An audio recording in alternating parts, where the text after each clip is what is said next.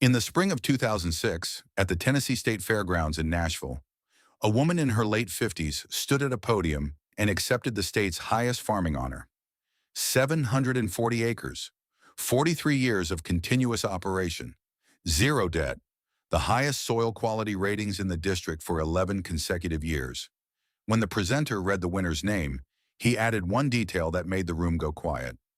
Ms. Vance began farming this operation alone at the age of 14.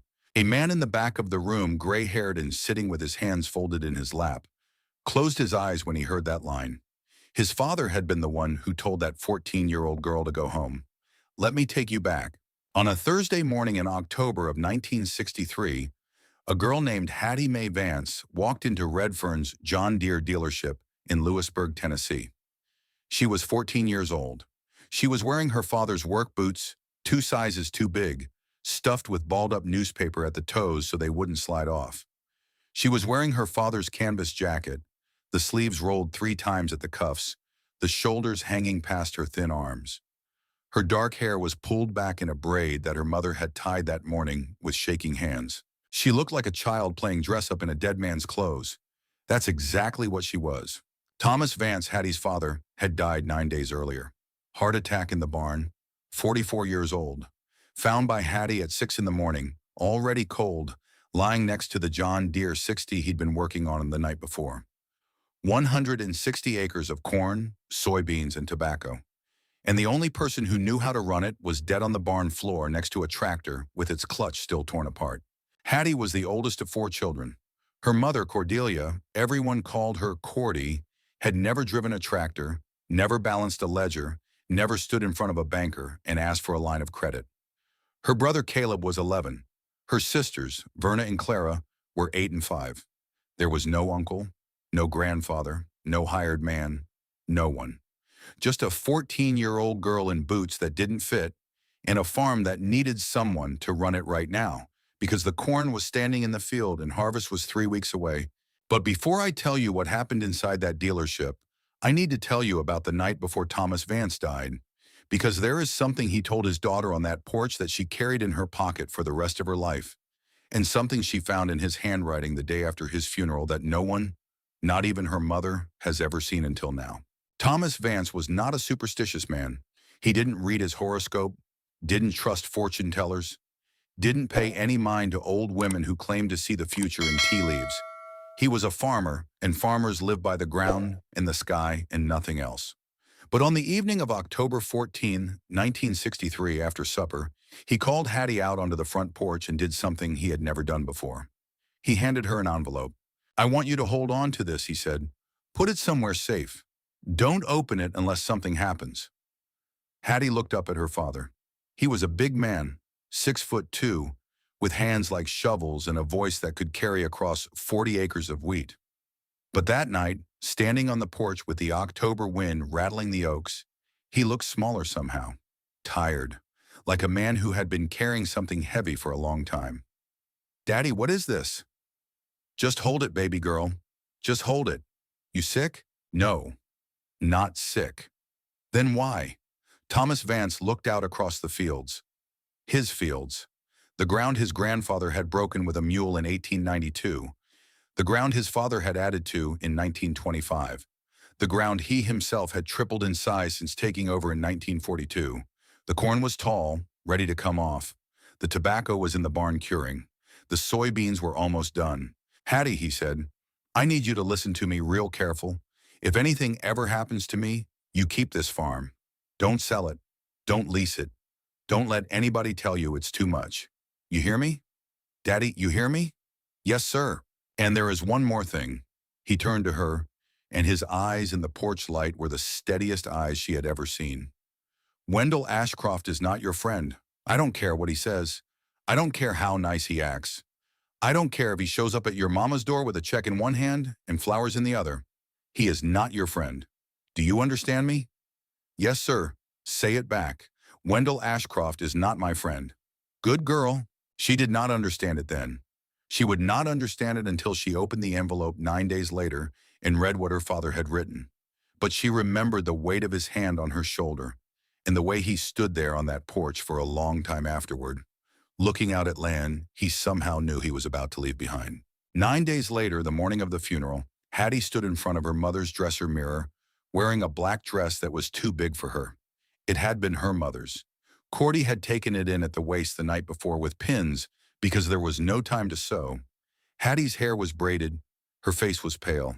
She had not cried since the morning she found her father in the barn, and she would not cry at the funeral either. The Vance farm sat on the edge of Marshall County, 7 miles outside Lewisburg, on a 2-lane road called Mill Creek. The funeral was held in the small Methodist church where Thomas and Cordy had been married. Every farmer in the county came.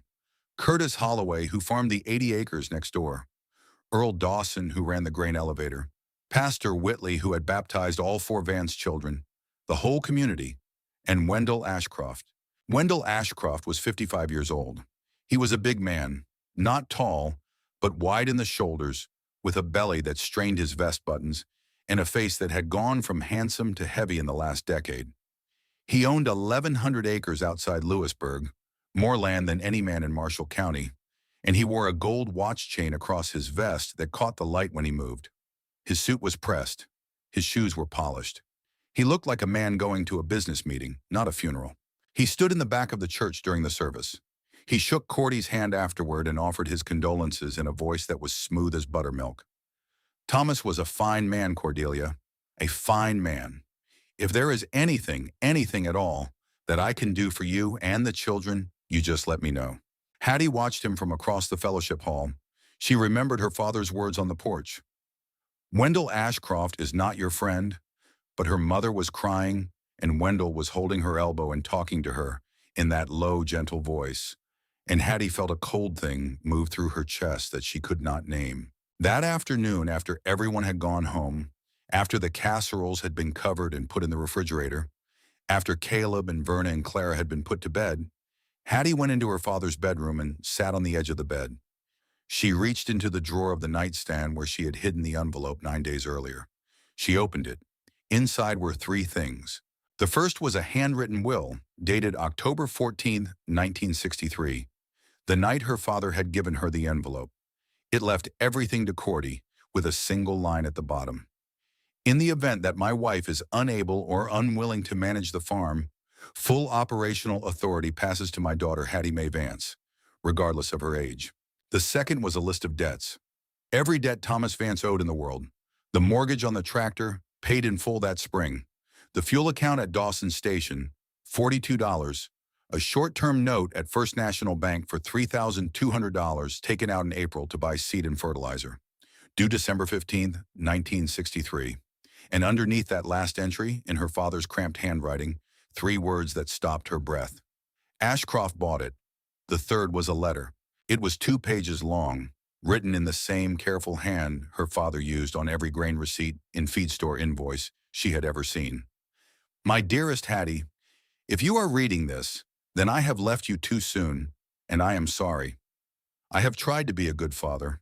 I have tried to give you a life that would make you proud of the land you stand on. But there are things I cannot give you with words spoken out loud, because the saying of them would frighten your mother. So I write them down. Wendell Ashcroft has been trying to buy our farm for 12 years. 3 times he has made offers. 3 times I have refused.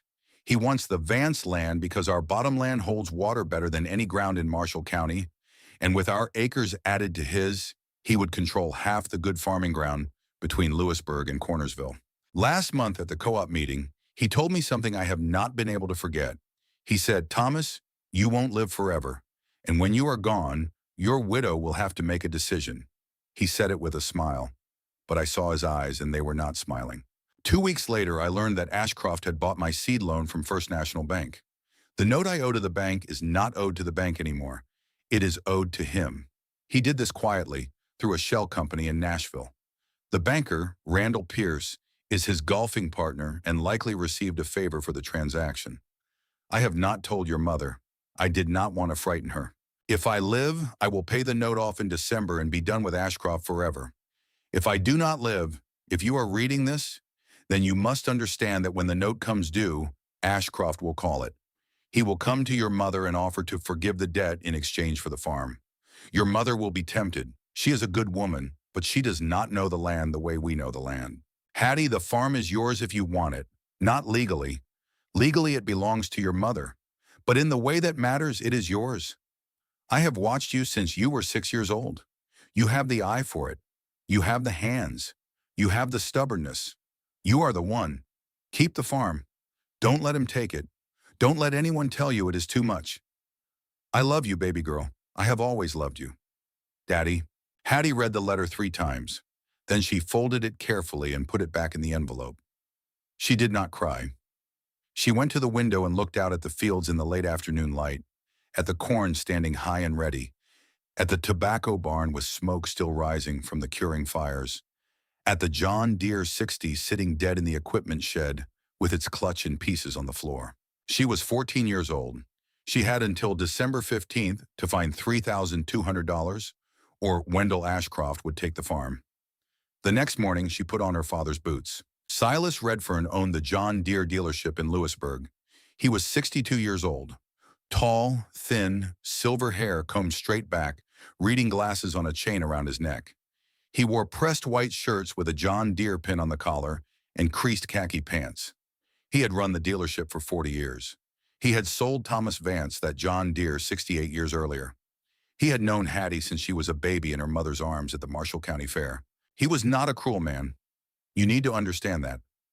Silas Redfern was one of the kindest men in Lewisburg. He gave credit to farmers who could not pay. He donated tractors to the 4-H program every summer. He was on the vestry at the Episcopal Church and the board of the volunteer fire department. But Silas Redfern had a secret that he did not tell anyone, not even his wife Eleanor, not for 30 years. And that secret was going to shape every decision he made on the morning of October 23rd, 1963, when Hattie Mae Vance walked into his dealership. In 1943, Silas had a son. His name was Matthias. Matthias was 15 years old in the summer of 1943 when he tried to start his father's Alice Chalmers WC without releasing the clutch. The tractor jumped forward. Matthias lost his footing, and the rear wheel rolled over his chest. He died on the way to the hospital in Nashville, his father driving the truck, his mother holding his hand in the back seat. Silas Redfern had not been able to look at a teenager on a tractor since. He had not been able to sell parts to a boy under 18 without walking out to the barn with him to make sure the job was done safely. He had turned down dozens of young men who came in trying to learn to farm alone after their fathers had died or gotten sick. He always found them a tenant. He always found them a way out. He told himself he was being kind. He was being kind, but he was also protecting himself from ever watching another teenager die. When the bell over the door of the dealership rang on that Thursday morning, and Silas looked up from his paperwork and saw Hattie Vance standing there in her dead father's boots, he felt something in his chest that he had not felt since 1943. He set down his pen. Hattie, come in, child. Mr. Redfern, I was at the funeral. Your daddy was a good man, one of the best farmers I ever knew. Thank you, sir. How is your mama? She is managing. Hattie set a piece of paper on the counter. It was the parts order her father had written 10 days before his death. The handwriting was neat and steady, a dead man's handwriting. I am here to pick up the clutch assembly my daddy ordered. Silas picked up the paper, read it, set it down, took off his reading glasses and looked at Hattie, the way you look at something that breaks your heart, but you cannot fix. Hattie, I've got the part. It came in Tuesday. But child, who is going to install it? I am. You are 14 years old. I have been working on that tractor with my daddy since I was 9. I can split it. I can pull the clutch. I can put it back together. He taught me. Silas was quiet for a long moment. Outside, a pickup truck rattled down the main street of Lewisburg. Inside the dealership, 2 other farmers who had been looking at a new John Deere 3010 stopped talking and turned to watch. Hattie, Silas said, I want you to listen to me. I am going to say something that is going to make you angry, and I want you to know that I am saying it because I loved your father and I love you, and I do not want to see you get hurt. Go ahead, sir. Your daddy is gone. Go home. Tell your mama to call Wendell Ashcroft. He will lease the ground. He will pay fair. You kids can stay in the house. Your mama can get a job in town. There is no shame in it. A dozen widows in this county have done the same thing. But you cannot run 160 acres by yourself. You are 14 years old. I can run it. No, child, you cannot. I knew your daddy. He was a grown man with 20 years of experience, and he still had hard years. You do not have the size, or the strength, or the experience, and I am not going to sell you parts and watch you get hurt trying to do something a full-grown man would struggle with. He said it with kindness. He said it with genuine concern. He said it with the absolute certainty of a 62-year-old man who had watched farmers succeed and fail for 40 years and knew in his bones that a 14-year-old girl could not run a farm. The two other farmers near the counter nodded slowly. One of them, Curtis Holloway, spoke up. Silas is right, honey. It ain't no disgrace. Your daddy would understand. Hattie stood very still. The envelope from her father was folded in the inside pocket of his canvas jacket, against her heart. She could feel the edge of it through her blouse. She reached in and pulled it out. She unfolded the letter. She turned to the second page. And in the middle of Silas Redfern's dealership, in front of Curtis Holloway and Earl Dawson, and the two other men who were there that morning, Hattie Vance read out loud in a clear and steady voice the words her father had written 9 days before he died. Wendell Ashcroft has been trying to buy our farm for 12 years. 3 times he has made offers. 3 times I have refused. Last month at the co-op meeting, he told me, Thomas, you won't live forever. And when you are gone, your widow will have to make a decision. 2 weeks later, I learned that Ashcroft had bought my seed loan from First National Bank. The dealership went silent. Silas Redfern's face went the color of old paper. Hattie folded the letter. She put it back in the envelope. She put the envelope back in the jacket pocket. My daddy wrote that the night before he died, Mr. Redfern.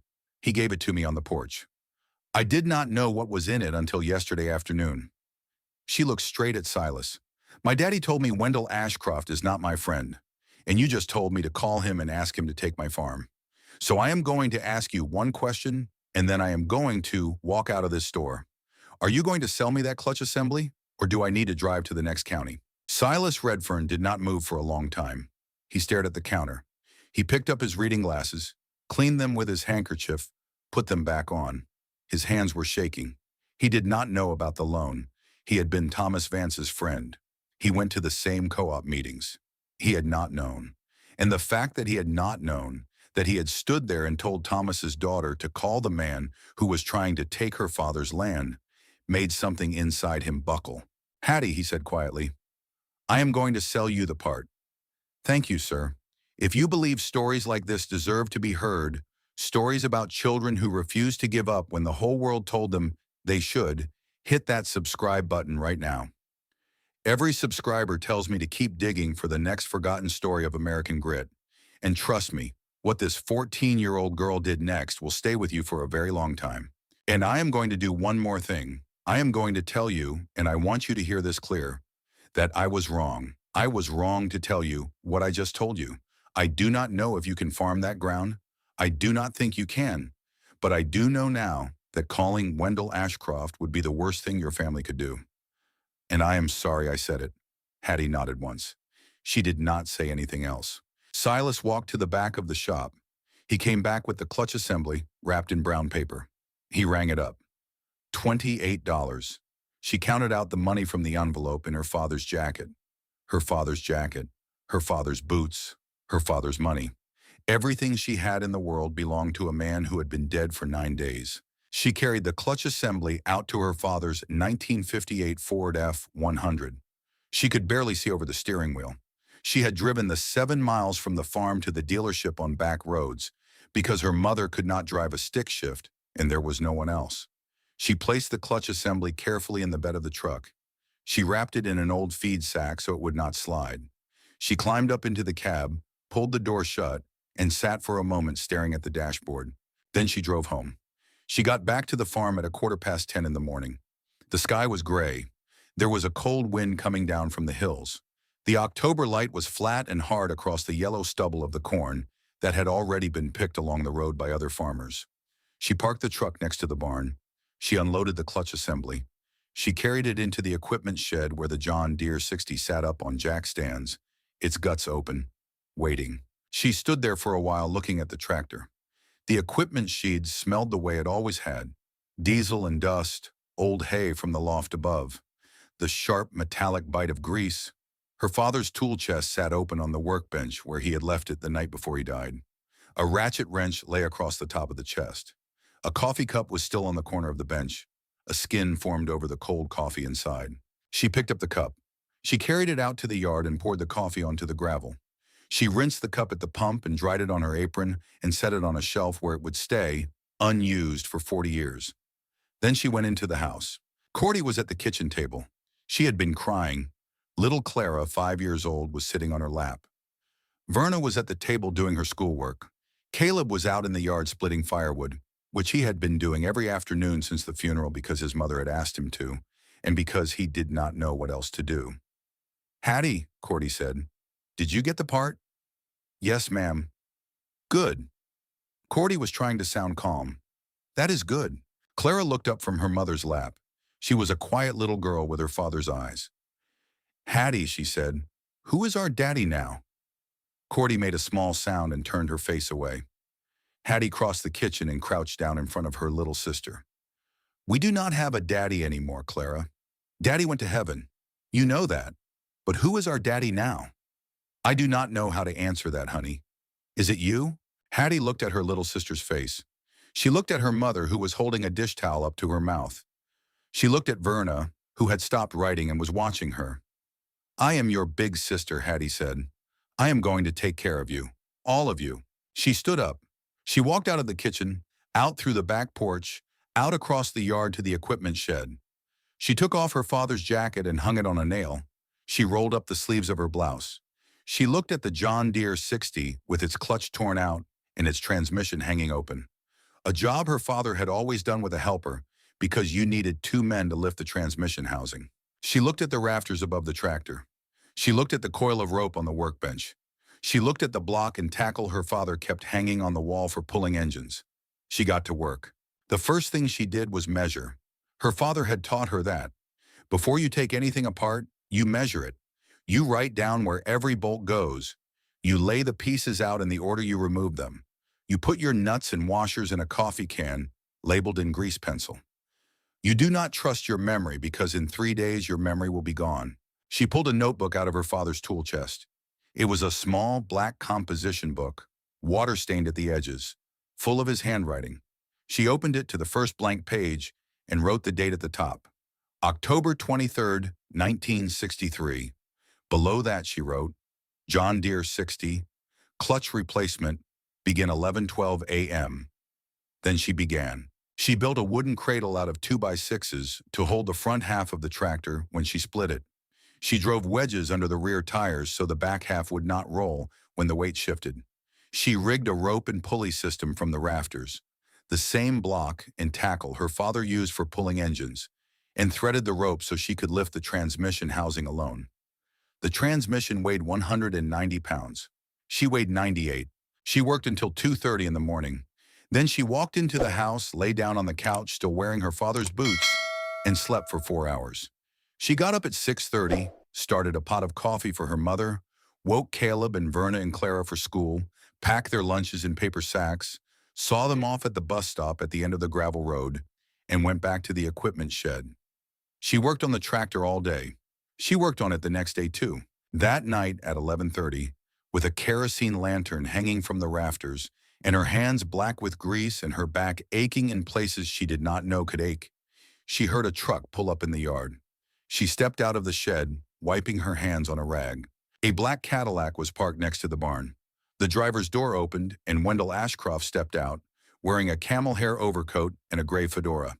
He had a manila envelope in one hand and a bouquet of white chrysanthemums in the other. "Evening, Hattie," he said. "Is your mama home?"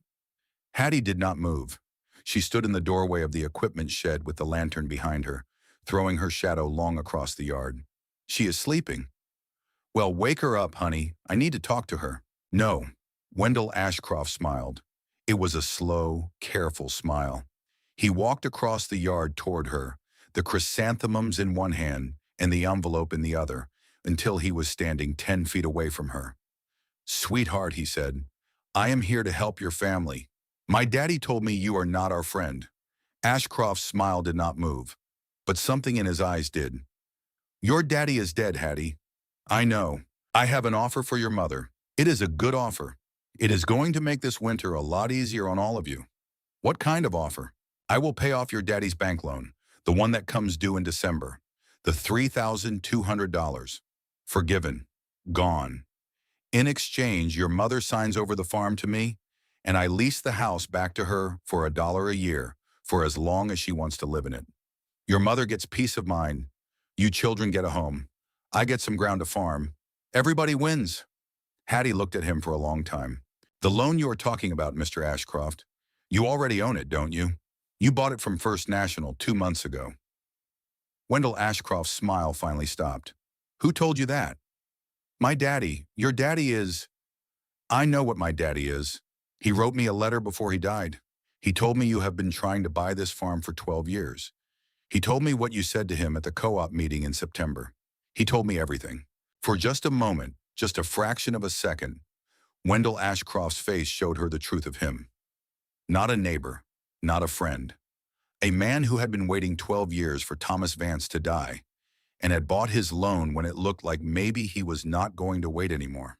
Then the smile came back. Little girl, he said softly, I do not know what kind of bedtime stories your father was telling you, but the facts are the facts. That loan comes due on December 15th. Somebody is going to have to pay it.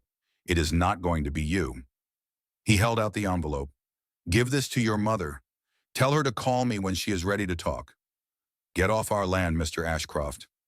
Ashcroft laughed. You will come back to me within 6 months, honey. This farm does not forgive children. You will see. He dropped the envelope on the ground between them. He dropped the chrysanthemums on top of it. He walked back to his Cadillac, climbed in, and drove away down the gravel road toward Lewisburg. Hattie Vance watched his taillights disappear. Then she picked up the chrysanthemums, walked over to the burn barrel next to the barn, and dropped them in. She picked up the envelope and did the same. She lit a match and held it to the edge of the paper until the flame caught. She stood there watching Wendell Ashcroft's offer burn in the October darkness. The smoke smelled bitter and sweet, the way chrysanthemum flowers always do when they burn. Her father had hated that smell. He had called them funeral flowers every time he saw them and told her mother never to plant them in the garden.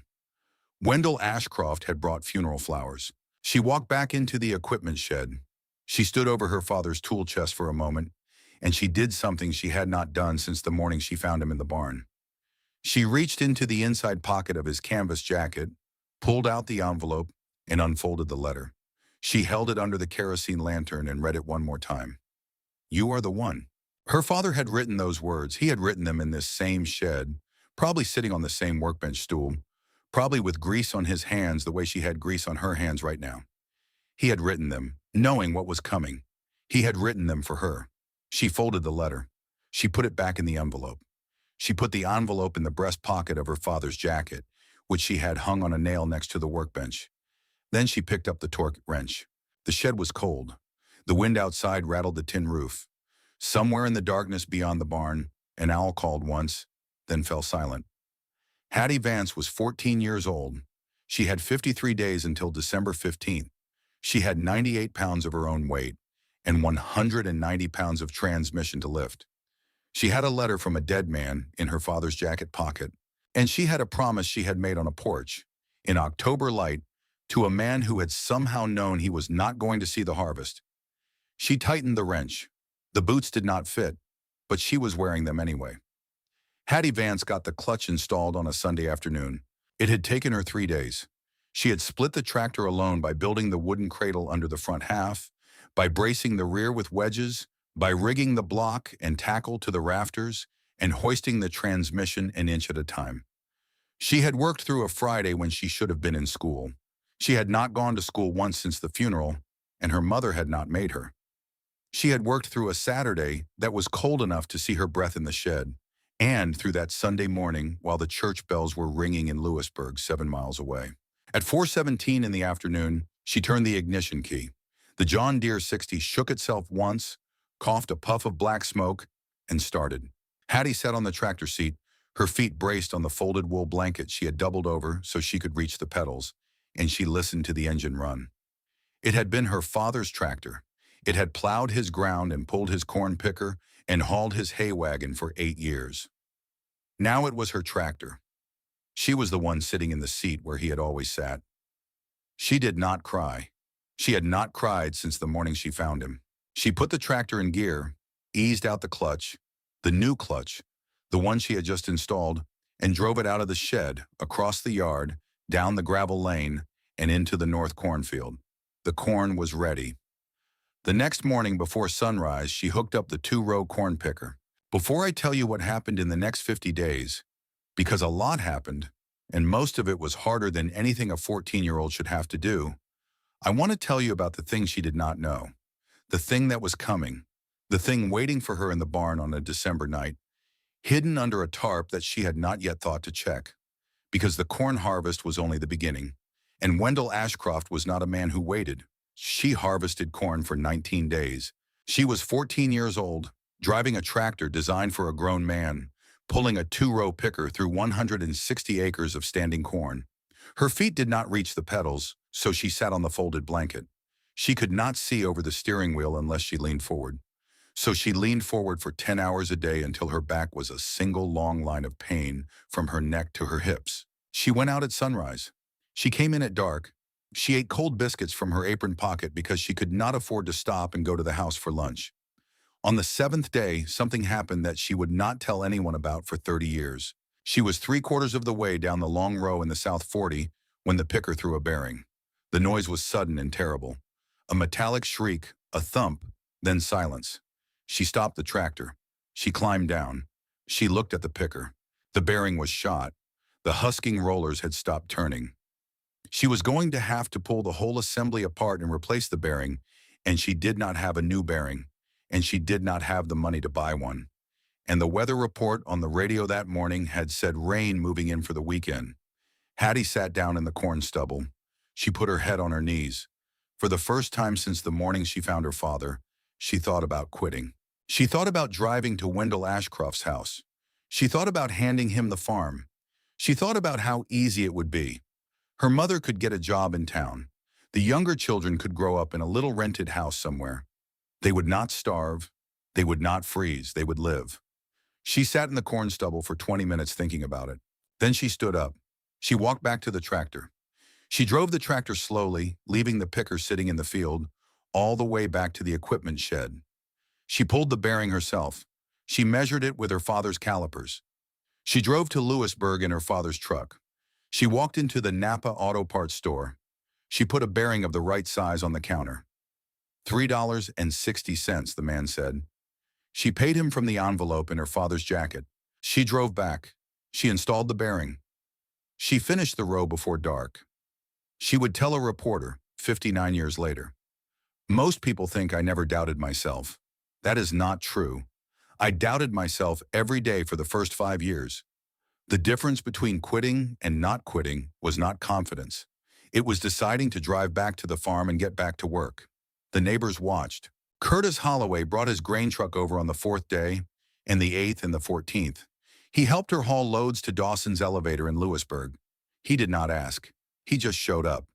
He was a quiet man in his late 60s with arthritis in his knuckles, and he had been the one at Silas Redfern's dealership who had said, "It ain't no disgrace, honey." He did not apologize for that. He just hauled her corn. Earl Dawson, who owned the elevator, did something no elevator owner in Marshall County had ever done. When Hattie rolled up in her father's truck that first time, with the receipt in her hand and her face streaked with corn dust and her eyes hollow from fatigue, Earl did not look at her the way most men would have looked at a 14-year-old girl in a man's jacket. He just took the paperwork, weighed the load, handed her the ticket and said, "Tell your mama we are thinking of her." He gave her 4 cents a bushel above the going rate. He did it quietly. He did it every load. On the 11th day, Curtis Holloway came over at sunset and found Hattie slumped in the tractor seat. She was not sleeping. She was conscious. She was just too tired to climb down. Curtis killed the engine. He reached up, got his hands under her arms, and lifted her off the tractor. She weighed nothing. He carried her across the yard to the porch, set her down on the steps, and went inside to fetch her mother. Cordy came out onto the porch in her apron. She looked at her daughter. She looked at Curtis. "Curtis," she said, "what am I supposed to do?" "I do not know, Cordy." "She will not stop. I have told her to stop. I have told her 100 times. She will not listen to me. No, I do not reckon she will. Cordy sat down on the porch step next to Hattie. She put her hand on her daughter's knee. Hattie was already half asleep, leaning against the porch post. She is 14 years old, Curtis. I know how old she is. My husband is dead 9 weeks, and my little girl is killing herself in his fields. Curtis Holloway took off his cap. He held it in his hands. Cordy, he said, I was there at Silas's dealership the day she came in for that clutch. I heard what she said. I read what her daddy wrote. I will tell you something I did not tell anybody else. I have been sitting up nights thinking about it. He paused. I do not think you could stop her if you tried, and I do not think you ought to try. Cordy looked up at him. Then what do I do? You let her do it, and you and me and Earl and whoever else we can get, we make sure she does not die doing it. She finished the corn on November 11th, 160 acres, 78 bushels per acre, below the county average that year of 91, but respectable for a girl who had never harvested a field alone before in her life. She hauled the last 3 loads to Dawson's elevator on a cold Wednesday afternoon. Earl weighed them, stamped the tickets, and handed her a check made out to the Vance farm. $4,312. She drove home, put the check on the kitchen table, and sat down across from her mother. It was the first time in 19 days that she had eaten a meal at the table. She had lost 11 pounds. Her hands were cracked and black. Her hair had gone unwashed so long it hung in a dull, flat rope over one shoulder. Cordy made her a fried egg sandwich and a cup of hot tea. She put them in front of her daughter. Eat. Hattie ate. After she was done, they sat with the check between them and a pencil and a piece of paper, and they did what every farm family did at the end of every harvest. They paid the bills. Property tax, $360. Electric, $41.20. Fuel, $148. Seed for next year, $750. Feed for the milk cow and the chickens, $112. Harold Miller for fixing the hay baler in July, $45. By the time they were done, they had spent every cent. And then Cordy remembered. She reached into the sideboard drawer and pulled out an envelope. It had come in the mail 2 days earlier, but she had not opened it because the return address was First National Bank of Lewisburg, and she had been afraid. She slid it across the table. I did not want to open it. Hattie opened it. The letter inside was short. It was addressed to Thomas Vance. It reminded him that his note of $3,200 was due on December 15, 1963, and that if payment was not received, First National Bank would begin foreclosure proceedings on the 80 acres of bottomland that had been pledged as collateral. At the bottom of the letter was the signature of Randall Pierce, Vice President. Hattie read the letter twice. Mama, did Daddy ever tell you about this loan? No. He took it out in April for seed and fertilizer. $3,200? Yes, ma'am. Cordy put her hands over her face. Hattie, we do not have $3,200. We just paid out every dollar from the corn. I know. What are we going to do? I am going to go see Mr. Pierce tomorrow. You? You are 14. I am going, Mama. You write me a letter giving me permission to speak for the farm, and I am going. Cordy stared at her. Hattie Mae, there is something you do not understand. What? Randall Pierce is Wendell Ashcroft's golf partner. They have been friends for 20 years. I have seen them together at the country club. I have seen them together at the Kiwanis dinner. Randall Pierce is not going to give you time. I know that too, Mama. Then what in the name of God do you think you are going to accomplish? Hattie looked at her mother across the kitchen table. Cordy's hands were shaking. She had aged 10 years in 9 weeks. The skin under her eyes was dark and thin, and her hair, which had been a rich brown in September, was already threaded with gray. Mama, Hattie said, I am going to tell you something, and I want you to hear it. All right, Daddy's gone. I know that. I know it every minute of every day. But before he went, he wrote me a letter. And in that letter, he told me that Wendell Ashcroft has been trying to buy this farm for 12 years. He told me that Ashcroft bought his seed loan from First National Bank in August. He told me that when he died, Ashcroft would come for the farm. Cordy stared at her daughter. Thomas wrote that? Yes, ma'am. Why didn't he tell me? He said he did not want to frighten you. Cordy put her hands flat on the table. She looked at the grain of the wood. She had been married to Thomas Vance for 17 years, and he had never kept a secret from her that she knew of, until now. Until this. Hattie, she said, show me the letter. Hattie reached into the pocket of the canvas jacket hanging over her chair. She unfolded the letter. She slid it across the table. Cordy read it, twice. When she was done, she folded it with careful, deliberate hands and slid it back. Go see Randall Pierce tomorrow, Hattie. Yes, ma'am. And when you walk into his office, you look that man in the eye and you remember whose daughter you are. I will, Mama. First National Bank of Lewisburg sat on the corner of Main and 2nd Street, across from the courthouse, in a 2-story brick building with tall windows and brass trim. Hattie walked in at 9:15 on the morning of Thursday, November 12th, wearing a gray wool skirt her mother had ironed that morning and a white blouse that had been her aunt's, with her father's canvas jacket over the top because she did not own a coat that fit. She sat in the waiting area for 45 minutes before Randall Pierce would see her. Randall Pierce was 39 years old, with a soft middle and a red tie and a haircut that cost more than Earl Dawson made in a week at the elevator. His office was on the 2nd floor, paneled in dark oak, with a window overlooking Main Street. There was a framed photograph on his desk of Pierce and 3 other men on a golf course, all of them smiling, all of them squinting into the sun. One of them was Wendell Ashcroft. Miss Vance, Pierce said, not standing up when she came in. I understand you want to discuss your father's note. Yes, sir. I am sorry for your loss. Thank you, sir. But I have to be straight with you, young lady. That note comes due in 33 days. I have looked at your family's file. The Vance account has no line of credit beyond what your father had already drawn. You have no other collateral. Your mother has no credit history in her own name.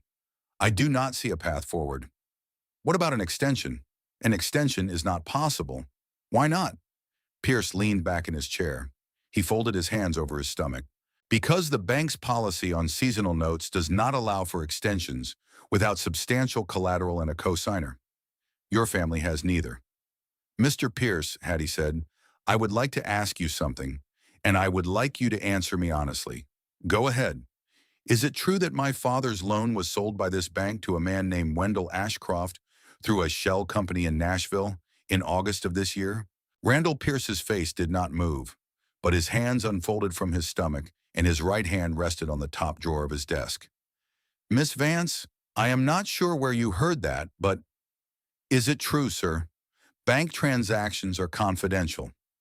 So it is true. Pierce stood up. Miss Vance, I think this meeting is over. Mr. Pierce, one more question. If that loan is not owed to First National anymore, if it is owed to Mr. Ashcroft through his shell company, then why is the foreclosure letter on First National's letterhead signed by you? For the first time, Randall Pierce looked afraid. Get out of my office, Miss Vance. Hattie stood up.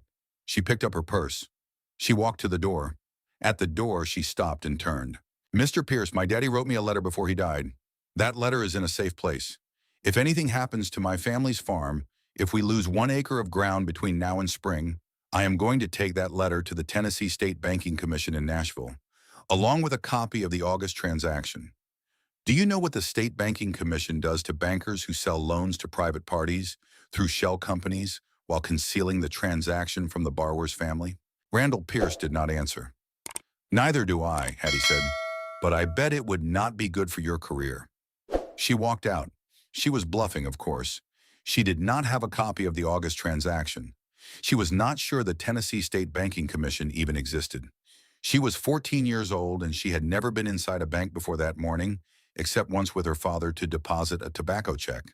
But Randall Pierce did not know that. And in his office after she left, Pierce picked up the telephone on his desk and dialed a number he had dialed 100 times before. Wendell, we have a problem. The next 2 weeks were the hardest weeks of Hattie Mae Vance's life. She went back to school on November 15th. Her teachers were kind to her. They let her sleep through history class and gave her extra time on assignments and did not call on her when she did not raise her hand. She rode the bus home at 3 o'clock, and from 3:15 to dark, she worked on the farm. She cut firewood for the winter. She repaired the fence around the pasture where the milk cow and the calf lived. She winterized the tractor. She cleaned out the equipment shed. She patched a hole in the tobacco barn roof. She did not stop moving. In the evenings after supper, she would sit at the kitchen table with her father's account ledger open in front of her. She went through every page, every line, every transaction her father had ever made. She was looking for something. She was not sure what. On the night of November 27th, Thanksgiving, though they did not have a Thanksgiving dinner that year, just a chicken cordy roasted for the five of them, Hattie found what she was looking for. It was a page in the ledger from 1961, 2 years before her father died. It was a list of lumber sales. Thomas Vance had sold 21 oak trees off the back 40 that year to a mill in Columbia for a total of $1,150. He had used the money to pay down an earlier loan. Hattie closed the ledger. She went out to the back 40 the next morning with her father's cruise stick and a notebook. The back 40 was the woodlot, 40 acres of hardwood timber that had been on the Vance farm since her great-grandfather's time.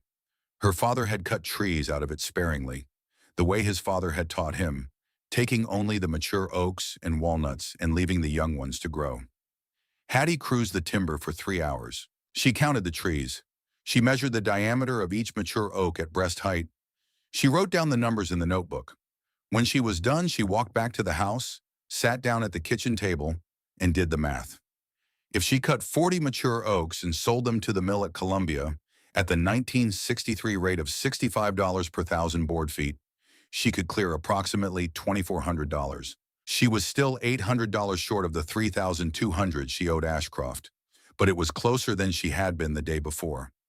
She was still sitting at the kitchen table when Caleb came running in the back door. "Hattie! Hattie, come quick! The barn!" She ran. She ran out the back porch and down the steps two at a time, and when she cleared the corner of the house, she saw it. The tobacco barn, their smaller barn, the one that held 4 tons of cured leaf her father had been planning to sell in February, lit up like a torch against the night sky. Orange flame rolling across the roof, black smoke tearing sideways in the wind. It was 7:30 at night. The wind was blowing hard out of the west, pushing the flames across the roof at a speed Hattie had never seen fire move. The air smelled of burning tobacco leaf, sharp and sweet and sick-making all at once. And underneath that smell, there was something else. A chemical bite she did not recognize but would recognize later when the sheriff told her what he had found. She ran across the yard screaming for her mother. Cordy came out on the porch with Clara in her arms. Verna was behind her, crying. Caleb was already sprinting for the hand pump. "Mama, call the fire department! Call Curtis Holloway!" Cordy ran back inside. Hattie grabbed the hose at the pump. She ran it toward the barn as far as it would go. It was not long enough.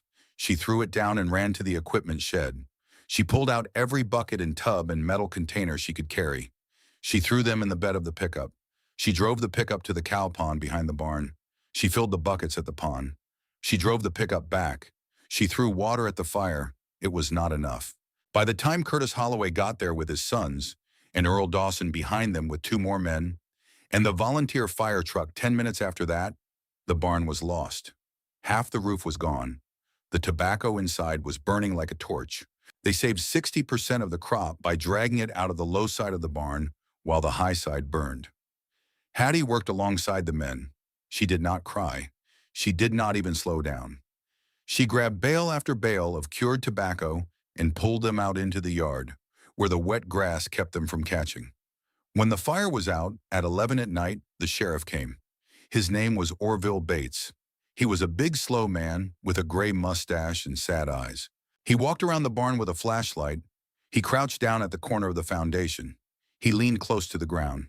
He sniffed. Then he stood up and walked over to where Hattie and Curtis were sitting on the back of the pickup truck. "Hattie, Curtis, Sheriff, I want y'all to know something. That fire was set. There is gasoline on the corner of the barn, under the eave. Somebody poured it along the sill plate and dropped a match." Hattie looked at him. She did not speak. "You got any idea who might do something like that?" Sheriff Bates asked. Hattie looked out at the burn barrel by the equipment shed, where 3 weeks earlier she had burned a manila envelope and a bouquet of white chrysanthemums. "I might have an idea, Sheriff, but I do not have any proof." "Well, you think on it, and you tell me if you figure anything out." "Yes, sir," Sheriff Bates looked at her for a long moment. He was a man who had been a deputy for 20 years and sheriff for 5, and he had seen a lot of fires in his time and a lot of little girls who had lost their daddies. And he had learned to read the difference between a child who was scared and a child who was making a decision. Hattie Vance was making a decision. "Hattie," he said, "you need anything, you call me. Day or night." "Thank you, Sheriff." He got in his car and drove away. If you are still with me, and I know you are, because this story gets under your skin the way it got under mine, do me one favor. Share this video with someone who grew up on a farm, or someone who lost a parent too young, or someone who is being told right now that they cannot do the thing they know they have to do. Somebody out there needs to hear what happens next, because what happens next is the part that saved this family. The Cadillac came down the gravel road an hour later. It was past midnight. The fire was out, but the barn was still smoldering. Curtis and his sons had gone home to get some sleep. Earl Dawson had taken Cordy and the younger children into the house. Hattie was alone in the yard, sitting on an overturned wash tub, watching the coals glow in the darkness. The Cadillac pulled up. Wendell Ashcroft got out. He was wearing the same camel hair overcoat he had worn 3 weeks earlier. He walked across the yard toward her. "Hattie, I heard about the fire. I am so sorry." She did not stand up. She did not look at him. "I came to make your mother a new offer. In light of the circumstances, I think it might be time for her to consider my previous proposal. I could come tomorrow morning if that works better." "Mr. Ashcroft." "Yes, honey. Go back to your car." "Hattie, go back to your car." Wendell Ashcroft stood there for a moment. The coals of the barn cast an orange light across his face. Hattie reached behind the wash tub. She picked up her father's lever-action Winchester rifle, which she had brought out to the yard an hour earlier when she first saw the headlights on the road. She did not raise it. She laid it across her knees, pointed at the ground between them. "I have never fired this rifle in my life," she said. "I do not know if I can fire it, but if you take one more step toward my mother's house tonight, Mr. Ashcroft, I am going to find out."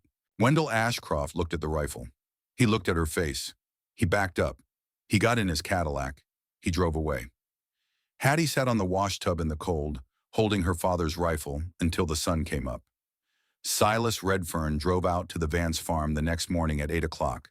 He had heard about the fire at the diner on Main Street, where every farmer in Marshall County ate breakfast, and where news traveled faster than the telegraph wire. He had stood up from his counter stool with his coffee half drunk and his eggs half eaten, put $1 on the counter, and gone straight to his truck. In the back of the truck was a wooden crate.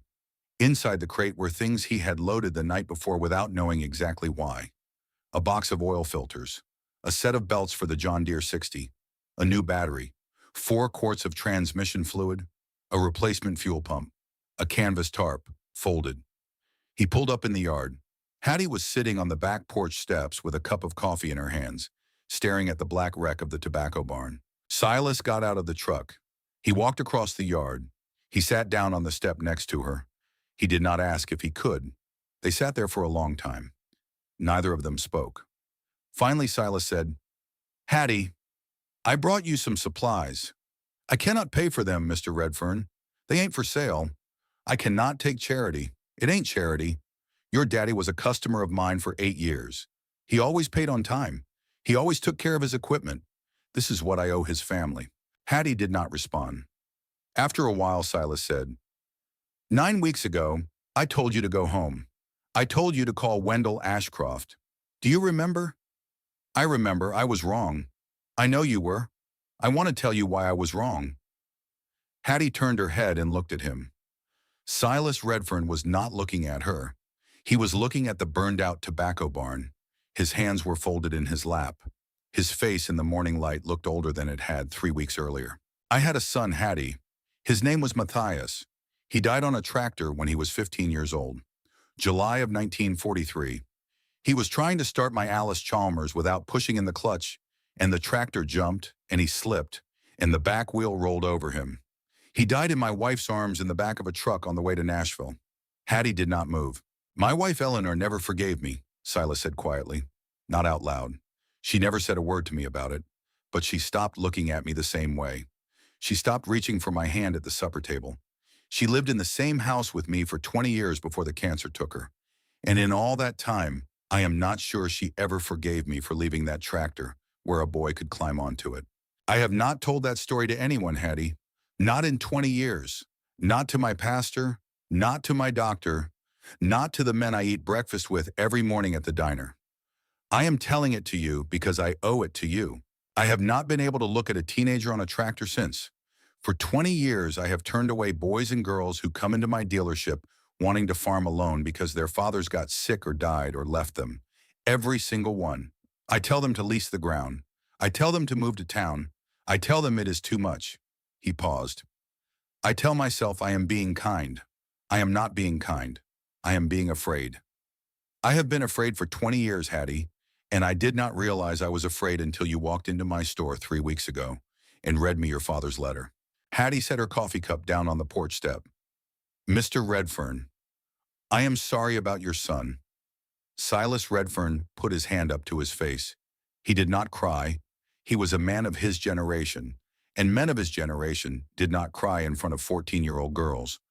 But he held his hand over his eyes for a long moment before he dropped it. I watched your father sell me his first corn crop in 1955, he said quietly. He came in to pick up a used disc harrow, and he told me he had a baby girl at home. That was you.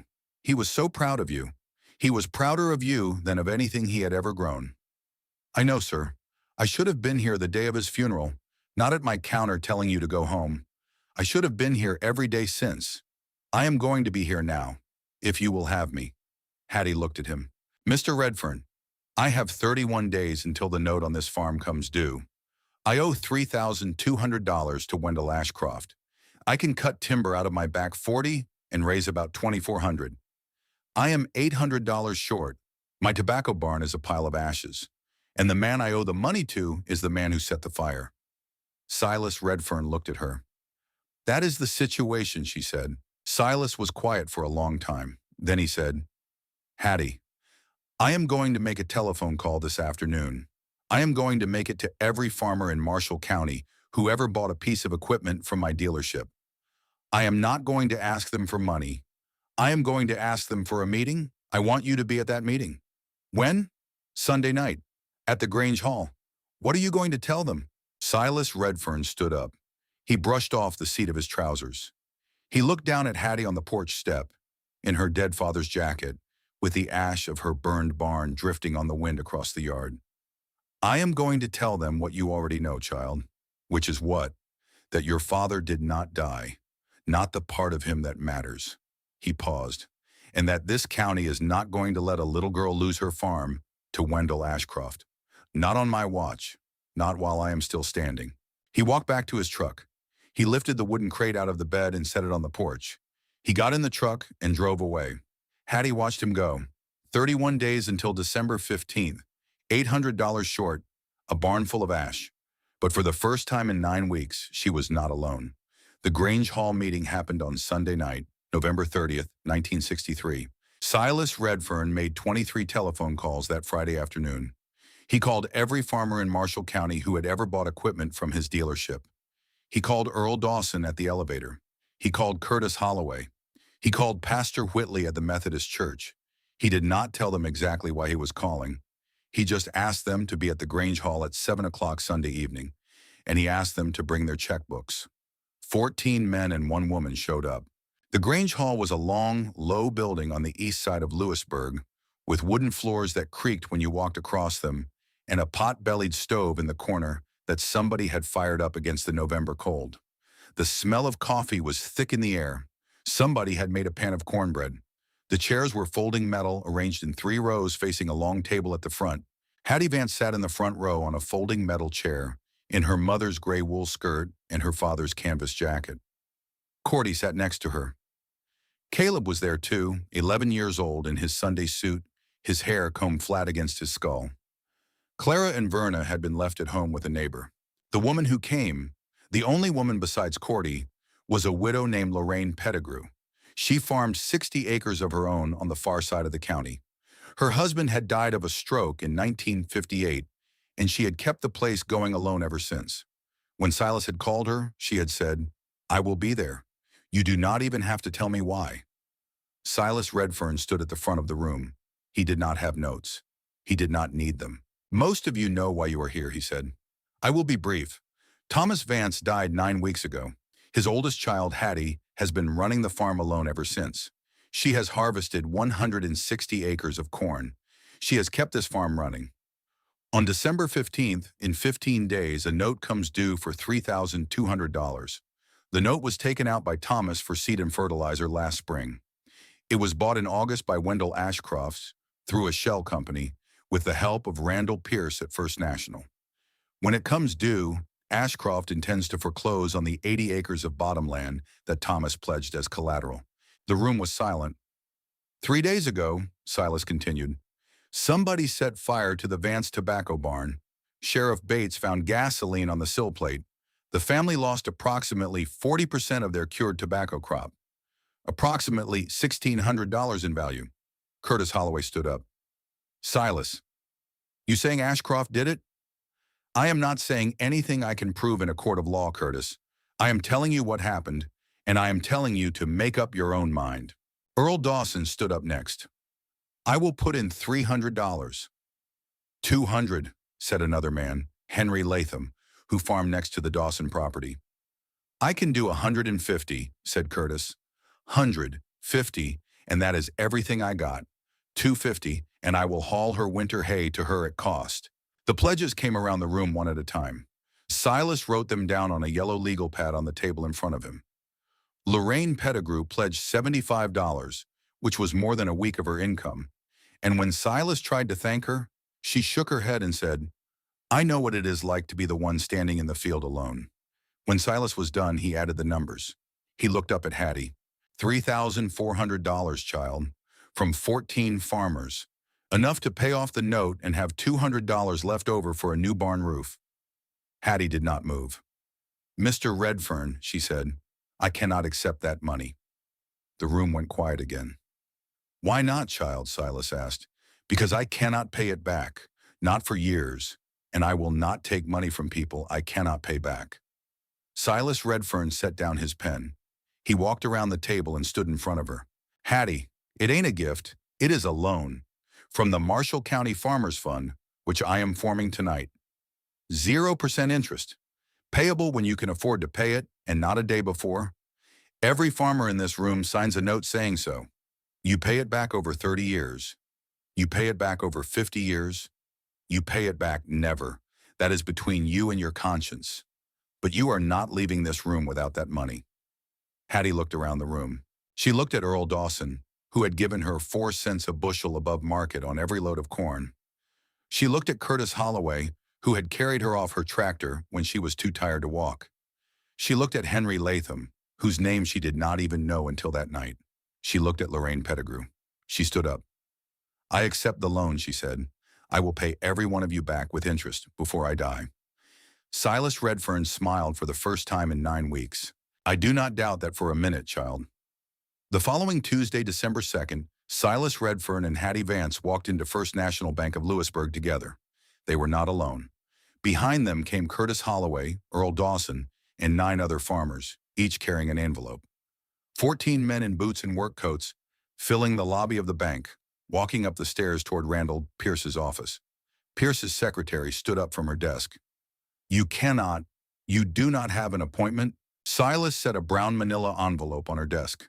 Tell Randall we are here. She ran into the office. Randall Pierce came out. His face went through 3 colors in about 2 seconds. Surprise, anger, and then the color a banker gets when he realizes that 14 farmers with checkbooks have cornered him in his own office before 10 in the morning. Gentlemen, what is this? Randall, Silas said, we are here to pay off the Vance note, in full, today. That is not possible on such short. It is possible. You wrote the note. You hold the paperwork. You can accept payment any time before the due date. We have the money in cash and cashier's checks. We would like a release of the lien on the Vance bottomland in writing today. Randall Pierce looked at the 14 farmers. He looked at Silas Redfern. He looked at Hattie Vance, who was standing in the back, in her father's jacket, holding her mother's hand. He knew he was beaten. Come into the office.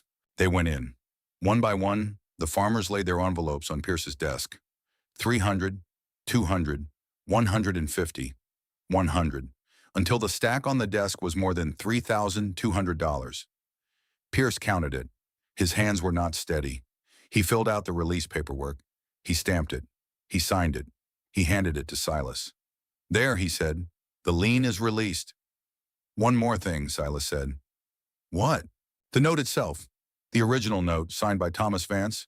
I want it, marked paid in full, in your handwriting, in front of witnesses." Pierce hesitated. "You sold this note to Wendell Ashcroft in August, Randall. We all know that. We are not going to prove it in court because we do not have the time or the money to prove it in court. But I will tell you this. Every man in this room will remember what happened here today. Every farmer in Marshall County will remember. The next time you need to refinance a loan, or take out a line of credit, or run for the Chamber of Commerce, or sit on the bank's board, every farmer in this county will remember. Do you understand me?" Randall Pierce understood him. He pulled the original note from his file.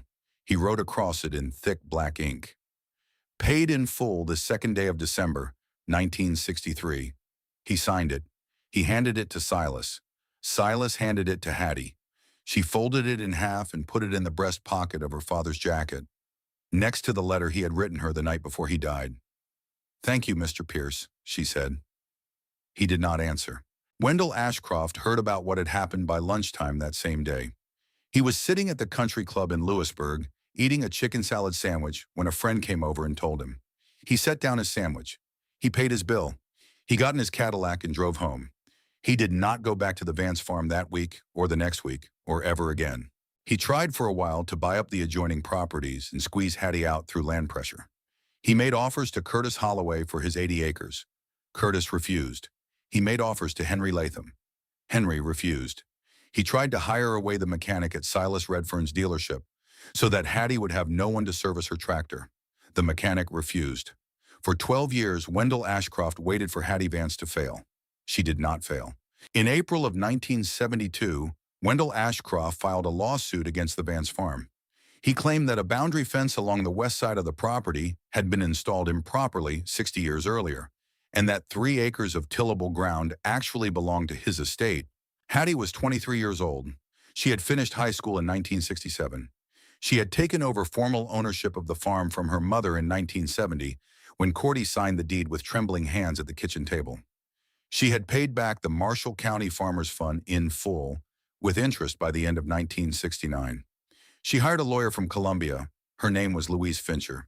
She was one of only 3 women practicing law in Middle Tennessee at the time. The trial lasted 3 days. Louise Fincher produced a survey from 1898, signed by the original surveyor of Marshall County, which established the boundary exactly where Hattie's fence stood. The judge ruled in Hattie's favor in under 20 minutes. Wendell Ashcroft walked out of the courthouse without speaking. That was the last time he ever tried to take Vance land. Before I tell you what happened 20 years later, when Wendell Ashcroft showed up at Hattie's farm with nothing but the clothes on his back and a question she never expected to hear, let me ask you something. Have you ever carried something as a child that nobody thought you could handle? Something that broke you a little, but also made you who you are? Drop it in the comments below. I read everyone, and those comments are where I find the next story to tell. Let me tell you about the next 40 years, because this is where the girl became a woman, and the woman became something larger than a farmer.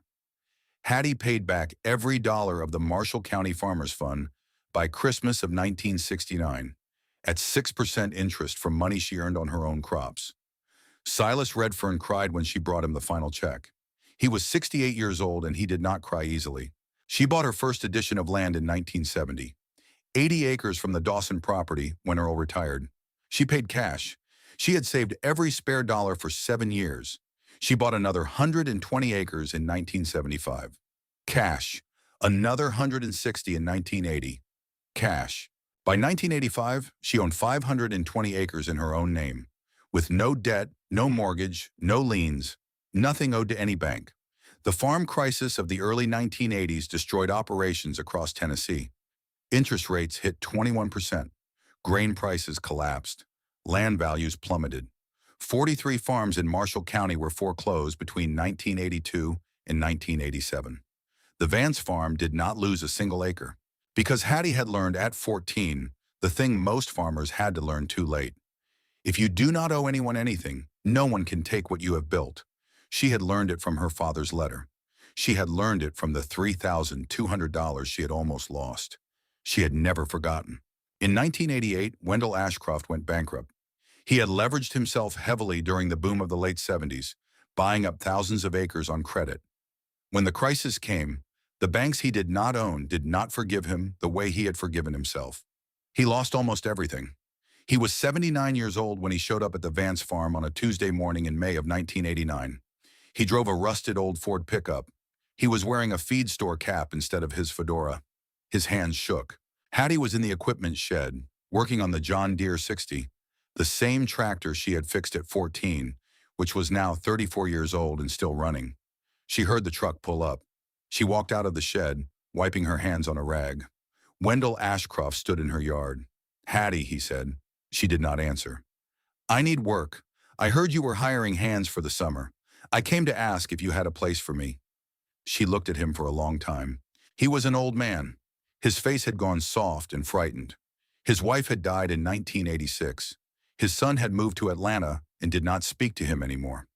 He had a small rented house on the outside of Lewisburg and a Social Security check that did not cover his expenses. He had come to the only farmer in Marshall County who had ever beaten him to ask for a job.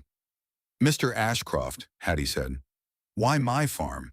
"Because everyone else said no." She nodded slowly. She looked down at her hands. She looked at the John Deere 60 through the open door of the shed. "The job is $15 a day, 6 days a week. You start at 6 in the morning. You stop at dark. You get a half hour for lunch, which you bring yourself. I do not pay extra for experience. I do not pay less for age. Every hand gets the same. I will take it. You work for me for 6 months. After that, if you want to leave, you leave. If you want to stay, we renew the agreement. Those are the terms." "Yes, ma'am." She did not offer him her hand. Wendell Ashcroft worked for the Vance farm for 6 months. He fed hogs. He mucked out the dairy barn. He cut hay. He rode the mower down the fence line in July in the hot sun and stopped every 20 minutes to rest in the shade because his heart was not what it had been. Hattie paid him on time every Friday. He did not complain. He did not speak to her more than 5 or 6 words at a time. In August, he collapsed in the hayfield. He had been mowing the back 40 in 94-degree heat. Caleb found him slumped against a fence post, his face the color of wet chalk, his breath coming in short, shallow gasps.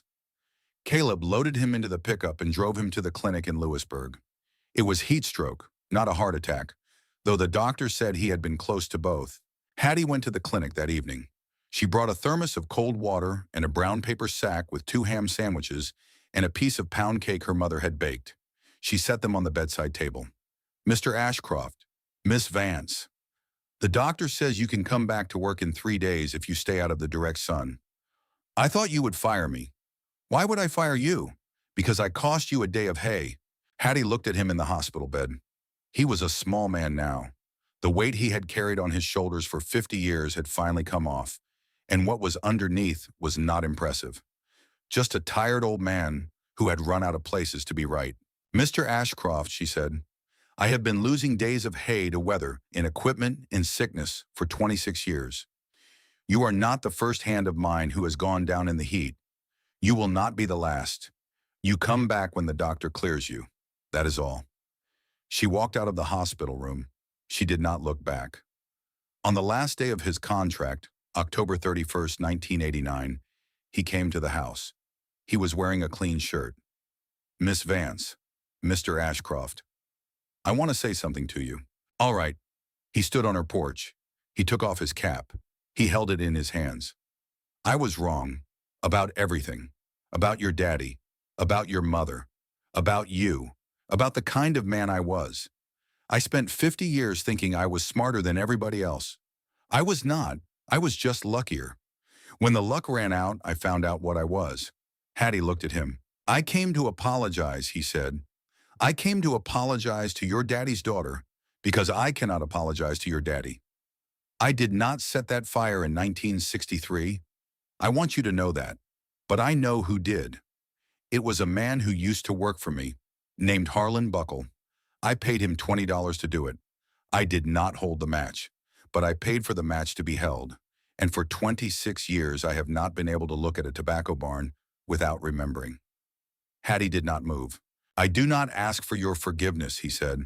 I do not deserve it, but I wanted you to hear me say it. He put his cap back on. He walked down the porch steps. He got in his rusted Ford and drove away. Hattie watched him go. She never saw him alive again. Wendell Ashcroft died of a heart attack in February of 1990. He was buried in the community cemetery outside Lewisburg. 43 people attended his funeral.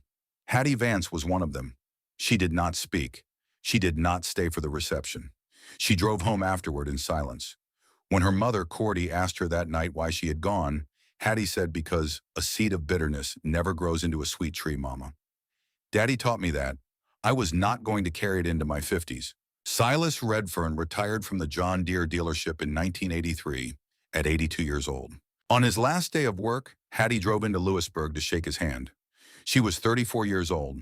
She had grown into a tall woman, still thin, with her father's dark eyes and her mother's careful hands. She parked her father's truck, the same 1958 Ford F-100 she had driven to the dealership 20 years earlier as a 14-year-old girl, now with 280,000 miles on the odometer, and a new transmission she had rebuilt herself, across the street from the showroom. The dealership had not changed much. The brass bell over the door still rang the same note. The smell of rubber and grease and coffee was the same. The glass counter where Silas had stood that October morning in 1963 and told her to go home was still there, though the counter was newer and the cash register had been replaced twice. Silas was in the back office. His last customer had left an hour earlier. He was packing up a cardboard box of personal items, a framed photograph of Eleanor, a pen set his son Mentius had given him for his 40th birthday, a coffee mug with a John Deere logo that had been chipped at the rim for 30 years. He looked up when she came in. Mr. Redfern, Hattie, I brought you something. She handed him a small wrapped package. He opened it. Inside was the original banknote from 1963, the one Randall Pierce had marked paid in full on that Tuesday in December 20 years earlier. I have kept it in a frame in my kitchen for 20 years, she said. I want you to have it. Silas Redfern looked at the note. He looked at the signature of Thomas Vance at the bottom. He looked at Hattie. I cannot take this, child. You can. You earned it. Not with the money, though you earned that too. With the phone calls, Mr. Redfern. You made 23 phone calls on a Friday afternoon in November of 1963. Those phone calls saved my family's farm. I would like for you to have the proof. Silas took the note. He folded it. He put it in the inside pocket of his coat, next to his heart. Hattie, he said, I told you to go home. I know you did. It was the worst thing I ever said to a child. No, sir. It was the best thing anyone ever said to me. How can that be true? Because you said it, and then you took it back. And the taking back matters more than the saying. My daddy gave me the farm, Mr. Redfern. You helped me keep it.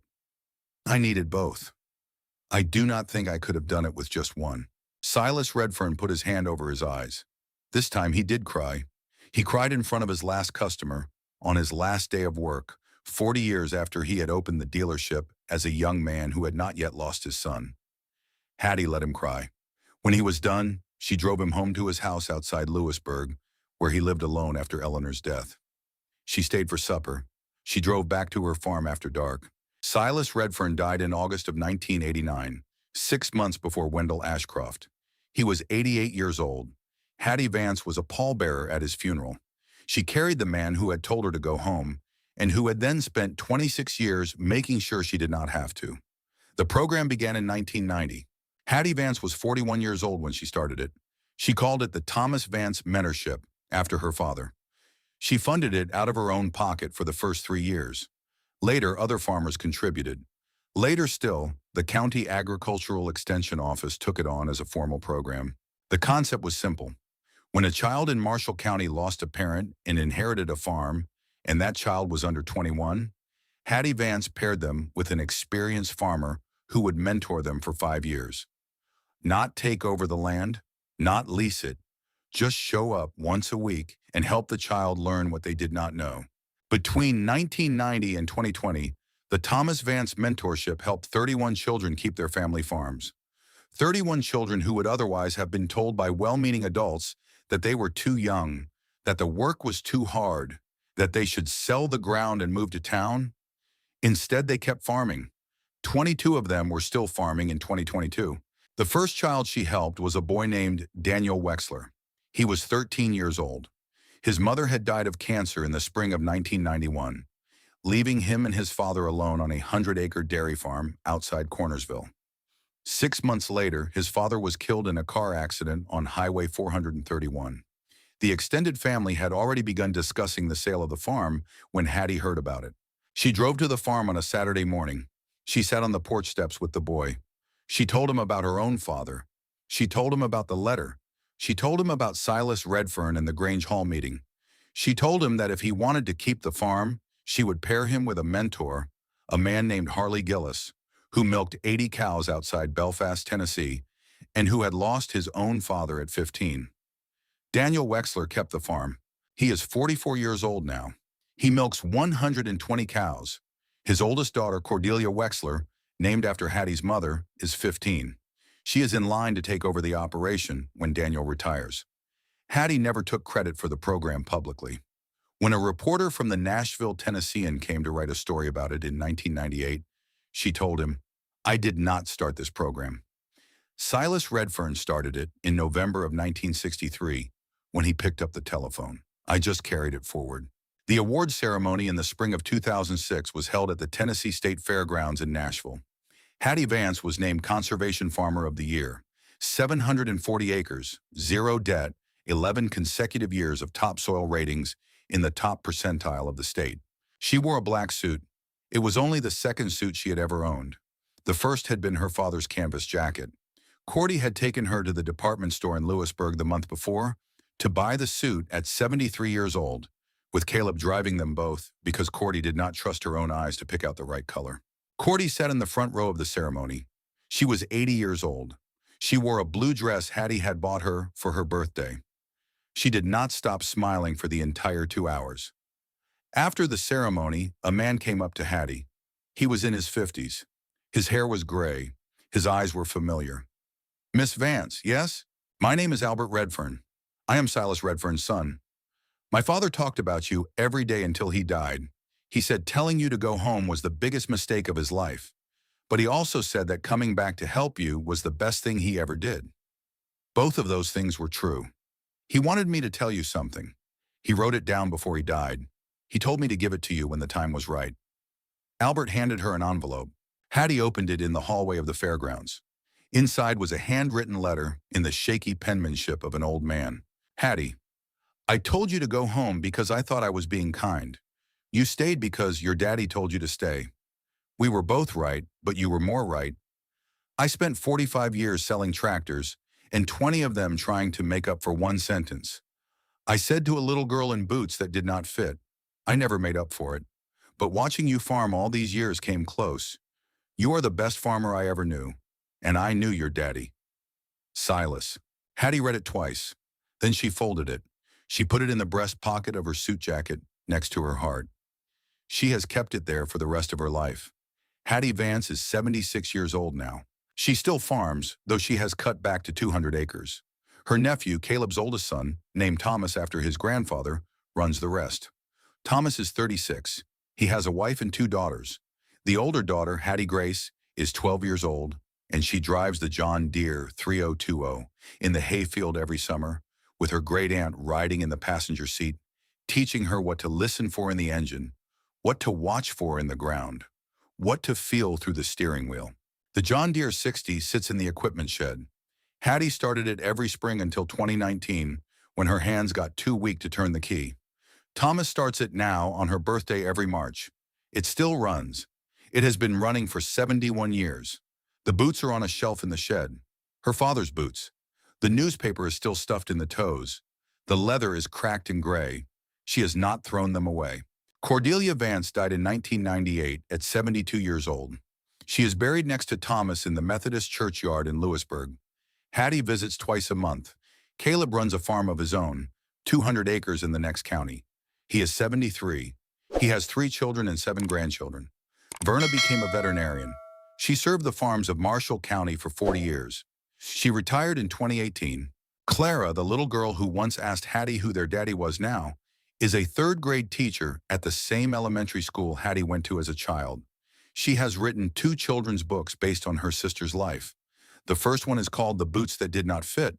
The second one is called The Tractor in the Shed.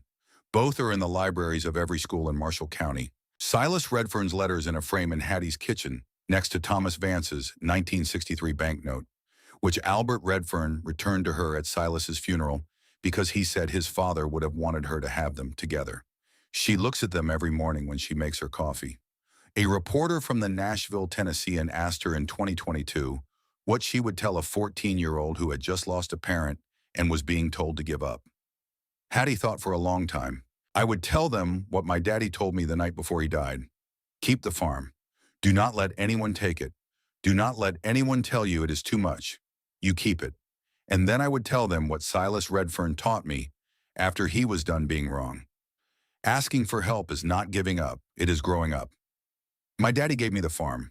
Silas helped me keep it. I needed both. And I would tell them one more thing, because I think about it every day. Your daddy is not gone. Not the part of him that matters. The part of him that matters is in the ground under your feet and the sky over your head and the hands at the end of your arms. He lives in those hands. He lives in those hands the way my daddy lives in mine. You are not alone. You have never been alone. You just need to look around and see who is standing there waiting to help you. Let me leave you with this. Right now somewhere, a child is carrying something too heavy, not because they chose it, because life handed it to them and there was no one else to hold it. Someone is telling that child to go home. Someone is telling them it is too much. Someone is telling them to give up. The John Deere dealer looked at a 14-year-old girl in a dead man's boots and told her to go home. He told her to lease the land.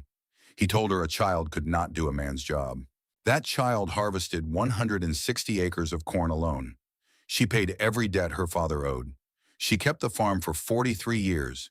She built it into 740 acres of the best ground in Tennessee. And the man who told her to go home became the man who helped her stay. Because Hattie Vance understood something that Silas Redfern had to learn too late. It is not about how old you are. It is about whether you are willing to put on the boots, even when they do not fit, and do the work anyway.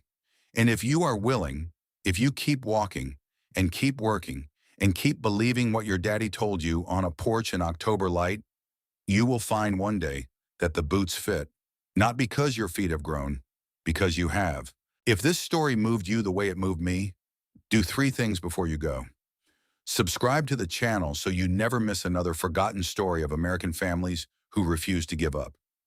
Leave a comment and tell me about the heaviest thing you ever carried as a child that nobody thought you could handle, because I read every single one, and those comments are where I find my next story. And share this video with someone who needs to hear it tonight. Maybe a daughter, maybe a granddaughter, maybe a neighbor whose husband just passed, maybe a friend who lost her mother too young. Somebody in your life is waiting for this story, and you are the one who can give it to them. The dealer said go home. The little girl put on her daddy's boots and kept the farm, and the boots fit now. Thank you for being here with me tonight. I will see you in the next one.